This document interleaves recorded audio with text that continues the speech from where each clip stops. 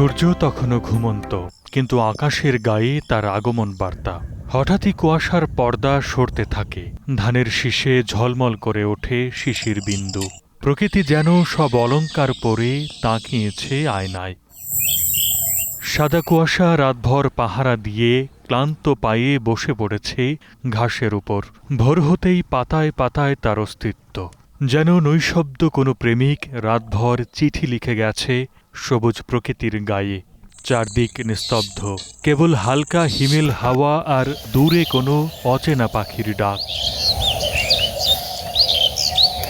সবুজ উঠেছে জেগে, তার বুক চিরে কৃষক হাঁটে ধীরে। পায়ে লাগে ঠান্ডা ঘাসের পরশ, বাতাসে শিম ফুলের গন্ধ মেশে ভেসে আসে মাটির ঘ্রাণ। চাষিরা জানান, মাঠের ফসল এখনো ওঠেনি ঘরে, রোপা আমন কেটে উদযাপন করবেন হেমন্তের নবান্ন। ধান অলরেডি পেকে গেছে, কয়েকদিনের মধ্যে কাটা হবে। নবান্ন করি, প্রথম মনে করেন যে চালটা হবে ডালে কুটে। সাদা মেঘের শরৎ আর কাঁপন শীতের ঘটক হেমন্ত প্রকৃতিতে পোক্ত করেছে নিজের অবস্থান। মানুষের মনে দোলা দিচ্ছে তার নরম পরশ। ভোরবেলার দিক দিয়ে ঠান্ডা বাতাস অনুভব হয়, সকালে কুয়াশা দেখা যাচ্ছে। সকাল থেকে শীত হচ্ছে, কাপড় গাও দেবে বেড়াচ্ছি।